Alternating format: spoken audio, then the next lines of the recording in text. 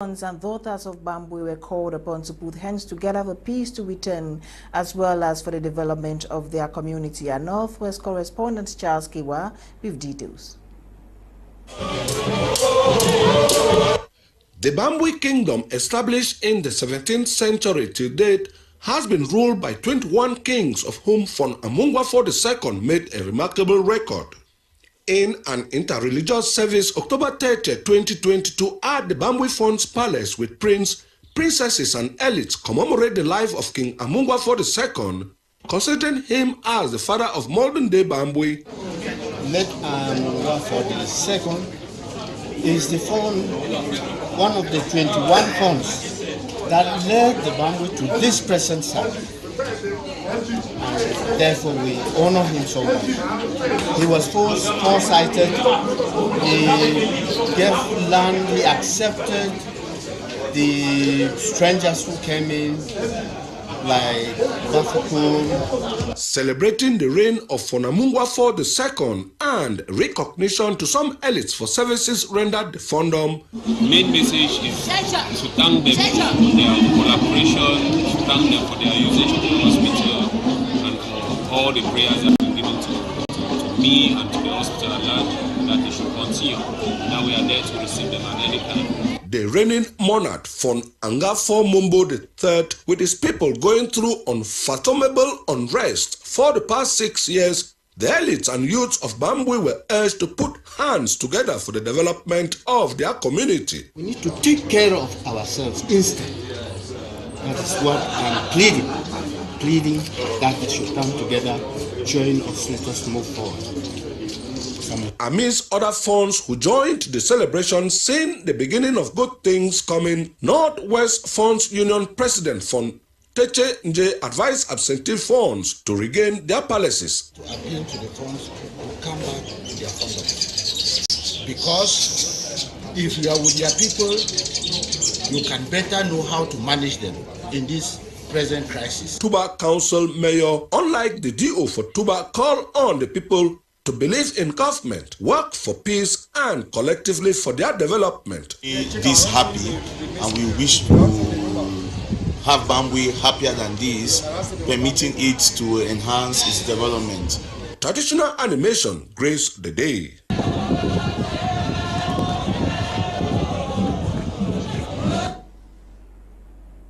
To religious news, the new pastoral year has been launched at the Immaculate Conception Parish in Kongsamba Mungo Division of the Lithowa region. This was yesterday, October 30, in a twin ceremony officiated by the Vicar General of Kongsamba Diocese. Get details in this report.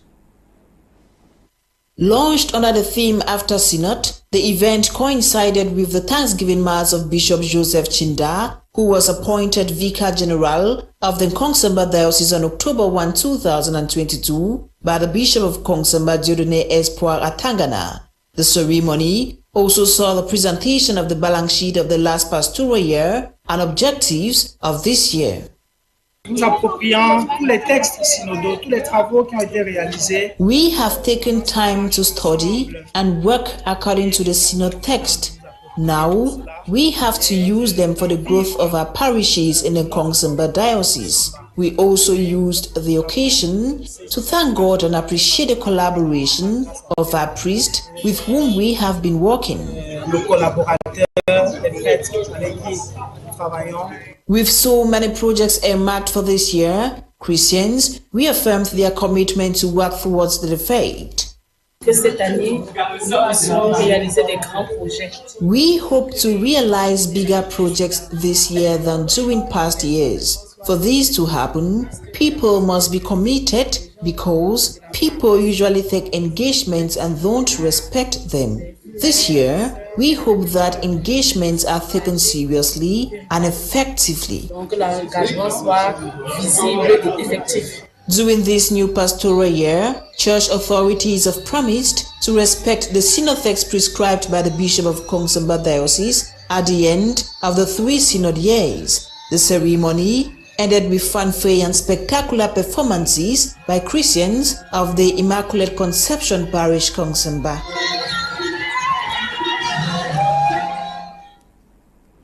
Still in religious news, the Christians of PC Bonabere Douala have welcomed a new parish pastor in the person of Reverend Mary Wosenduma, who doubles as secretary for Mungo Presbytery. Dholi Ngande attended the event and put together this report.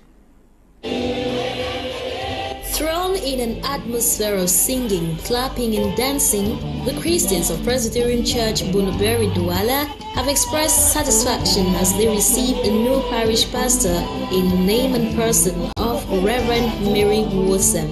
Dr. George Assam is the congregational chairperson and says, our church is here because we are the biggest church east of the Mongo. It's the biggest Presbyterian congregational city.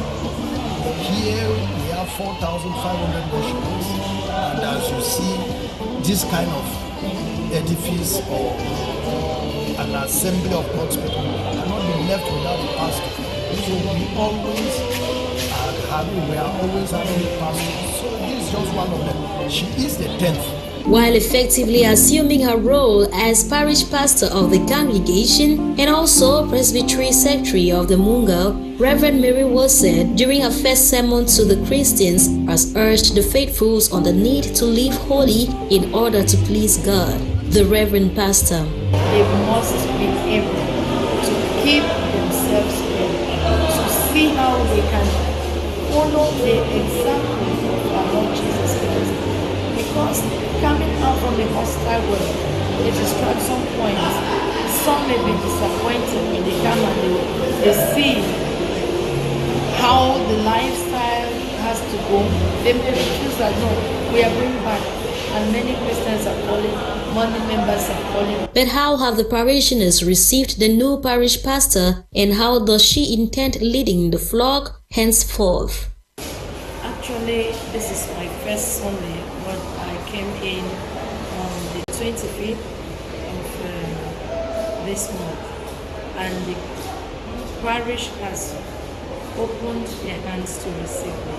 They have given me that encouragement to come and do work in the parish, and I pray God that He will lead me in leading these people, because it is not about man, it is about God. Meanwhile, serving in their capacities as Associate Pastors number 1 and 2, the Reverend Besingi alongside Reverend Theresia Agbo Esong have both joyfully welcomed their new colleague respectively. We are just happy to receive our new Presbyterian Secretary, and we hope that they will just continue for the footsteps of their former Reverend candidates through the marvelous job here. It's been a wonderful service today, and it's been awesome having our mother here with us. You know, it's such a wonderful thing to always have a mother to lead a congregation. The Christians received her first. The reception started on Tuesday when she first came. It was wonderful. It was hilarious as all the Christians came out in their numbers to receive her. And today's service has been marvelous. And she crowned it all with a wonderful sermon, calling on all the Christians of our congregation to live a holy life, because God Himself has called us in this world. In all, it's been great, and we are trusting God for better days. Highly attended by both state and non-state dignitaries, some presbytery heads, family members, a college of former congregants who came to send forth their pastor, and the resident congregants, the event has ended in joy and happiness as many took time off to immortalize every moment thus.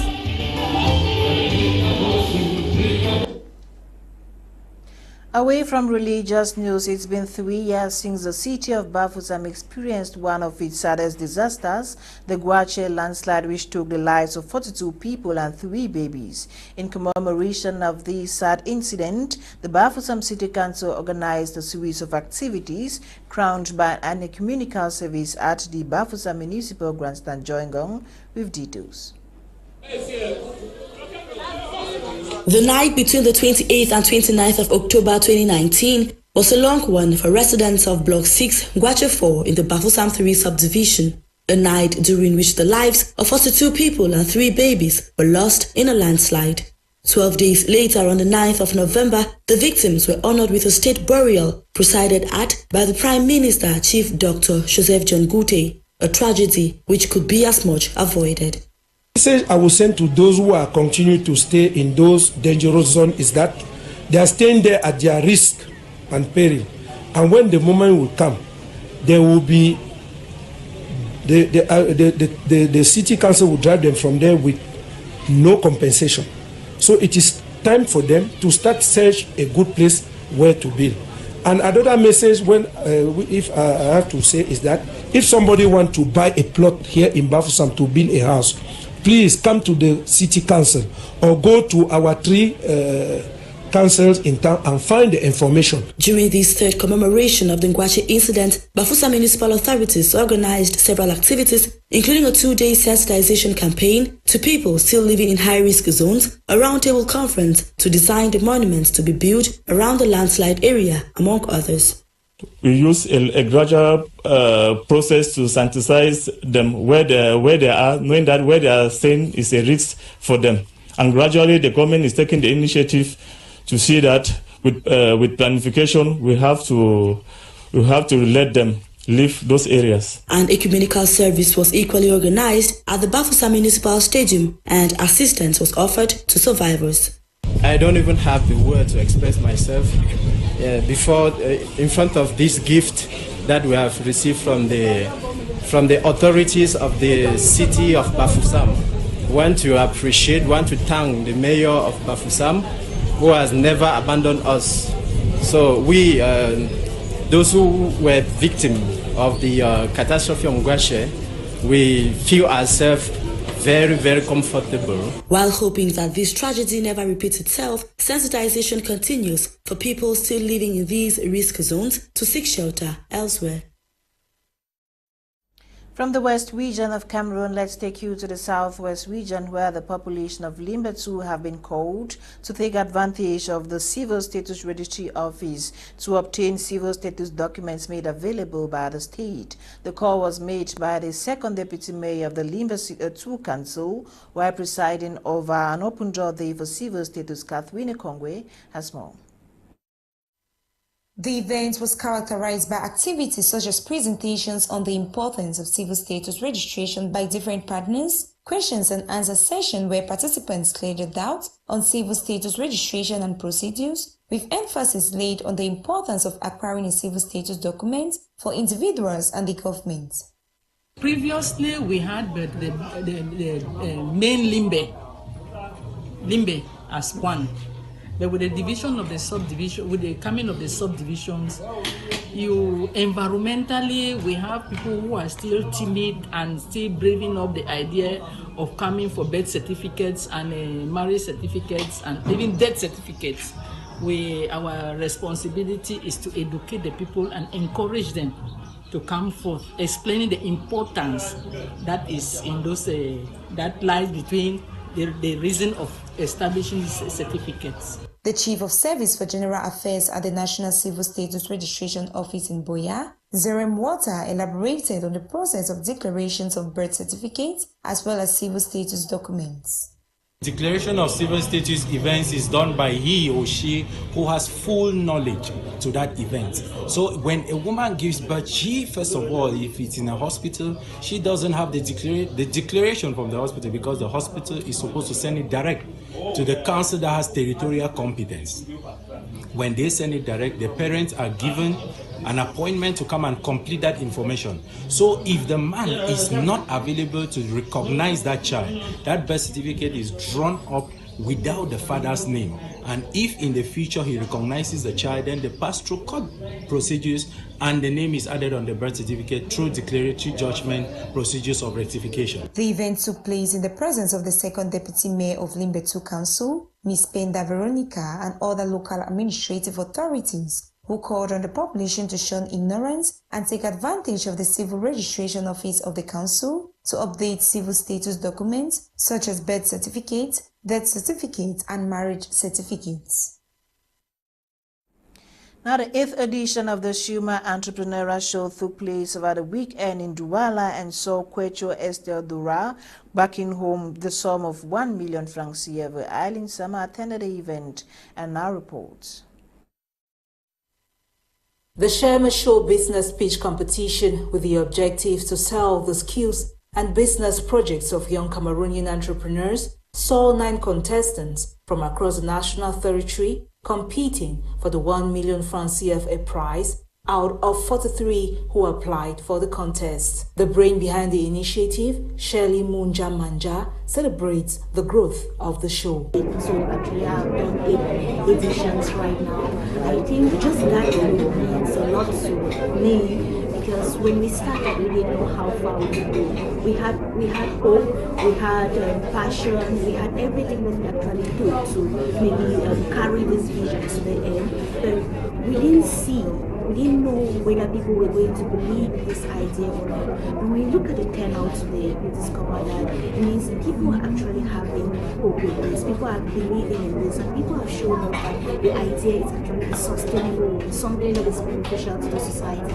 So this alone actually helps us and gives us the courage that we really need to consider. Shirley Munja Manja also highlighted the key factors a winner should possess. I look at somebody that I believe that can actually be passionate, that can remain passionate, because the challenges will come. But can you resist those challenges and still stay in business for the future?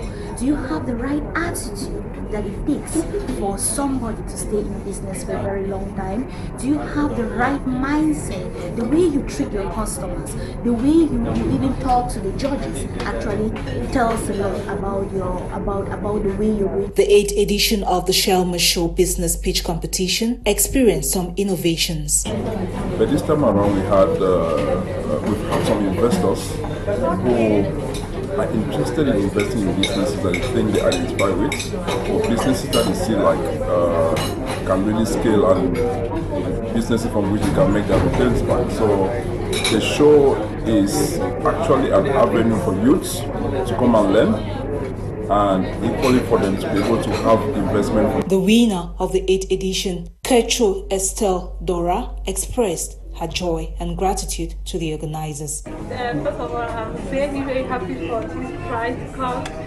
that allowed me to realize some of things in my culture to be the first in the local product. The event was graced by presentations from distinguished guest speakers and highly animated by comedy, dance, and music from diverse young Cameroonian artists. To Health, our reporter dwells on mental health problems in kids, highlighting the causes, signs, symptoms, as well as ways to manage the condition. Bokengon Kemia Worthy in this report.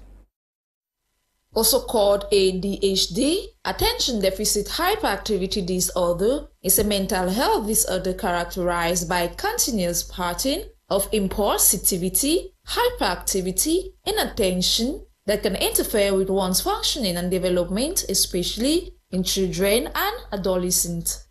Around the world, an estimated 129 million people suffer from their mental health condition, with an estimated 1 in 3 children suffering from anxiety and 6 in 10 more suffering from depression, Tourette syndrome, autism spectrum disorder, learning disorder, affecting their mental, emotional, behavioral, social well-being. Caused by low birth weight, premature delivery, alcohol, drugs, and tobacco use during pregnancy, genetics, brain injury, inadequate mineral and vitamin intake during pregnancy, lack of parental support, guidance, most especially love, as well as diseases like meningitis. Experts say some signs and symptoms to not ignore regarding the mental health condition include risky behavior, disorganization, excessive talking, daydreaming, forgetfulness, carelessness, lack of concentration, emotional outbursts, distraction, confusion, chaotic activities, scatteredness, and many more. Though children with ADHD may present with these signs and symptoms, experts say a handful of them are charming, kind, generous, smart, independent, creative, entertaining, inspiring, and are super intelligent. Nonetheless, the majority of them, if left unattended, may become a constant work in progress for the rest of their lives. To this regard, the month of October is set aside to help raise awareness regarding this mental health condition in a bid to reduce prevalence by means of encouraging parents to provide needed positive support and attention, establish rewards for milestones achieved, praise little positive efforts, create fun routine timetable, make small realistic goals, most especially choosing healthy lifestyle choices for proper growth, development and well-being of the baby and family at large, especially during pregnancy. News out of Cameroon: 11 persons have died, including 2 police officers, in a stampede at an overcrowded stadium in Kinshasa, capital of the Democratic Republic of Congo. The unfortunate incident occurred during a concert organized by Congolese singer Fale Ipupa. Details of this and more with Nicole Tako. It went beyond its normal 80,000 capacity after France started forcing their way into the event ground beyond the control of security officers. A stampede which left 9 spectators and 2 police officers dead during a packed concert by African's music star Fally Ipupa at Stade de Mathias, the biggest stadium in the Democratic Republic of Congo. The eventual number of attendees inside the stadium vastly exceeded the number of state and private security personnel present. According to the Interior Minister, Daniel Aselu Okito, the organizers of the concert are to be blamed as the Matar Stadium concert in Kinshasa went beyond 100% capacity. Security forces had earlier fired tear gas to disperse the violent crowds in the street outside the stadium where many had gathered before the concert. Under the pressure of the crowd, the police could not hold out long. The 44-year-old Congolese singer and songwriter is one of Africa's leading musicians whose album sells worldwide. And now over to Somalia, the president has issued an urgent plea for international help for wounded victims of devastating car bombings over the weekend, which claimed the lives of over 100 persons. The government put an appeal for blood donations with dozens of people gathered outside the hospital in the capital, Mogadishu. In Mogadishu on Saturday,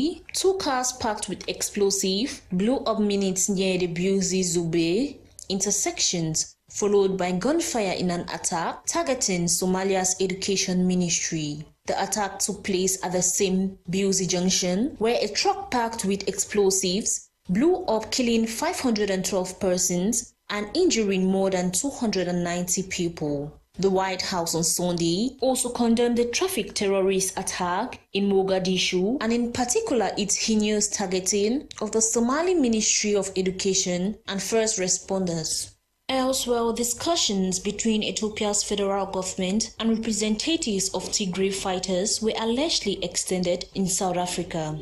According to an official familiar with the arrangements, the African Union-led exchanges seek a cessation of hostilities. Present at the event was former Nigerian President Obasanjo, who represents the AU in the Horn of Africa, former Kenyan leader Kenyatta, and former South African Vice President Fumzi Lambo. It is the first public dialogue between the warring sides since the conflict erupted in November 2020. No informations have been released about the content of the talks held inside the Department of International Relations and Cooperation in Pretoria.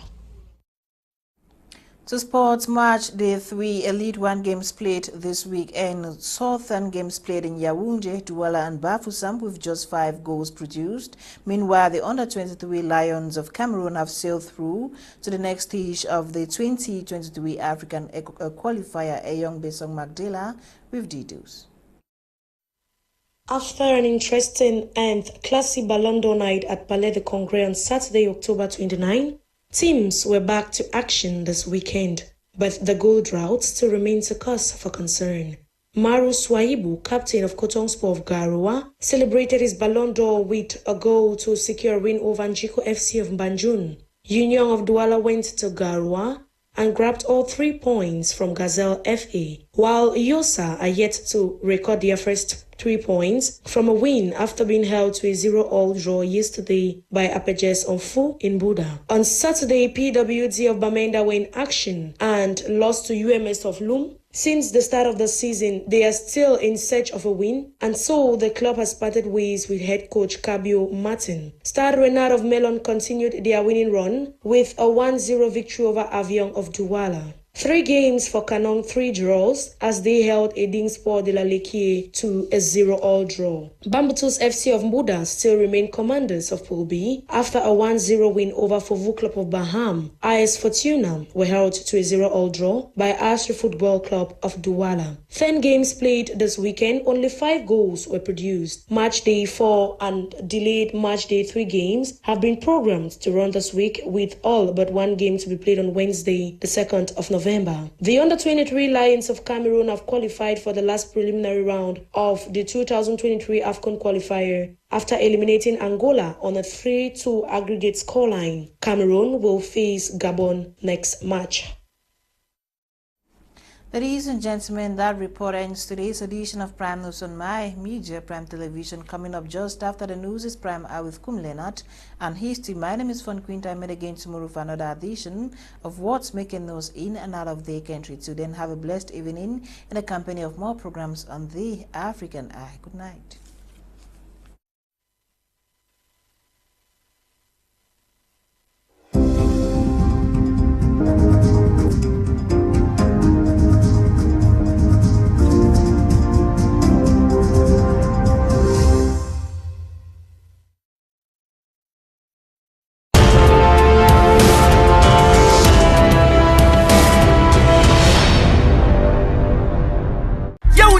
Ne manque pas la partie la plus audacieux.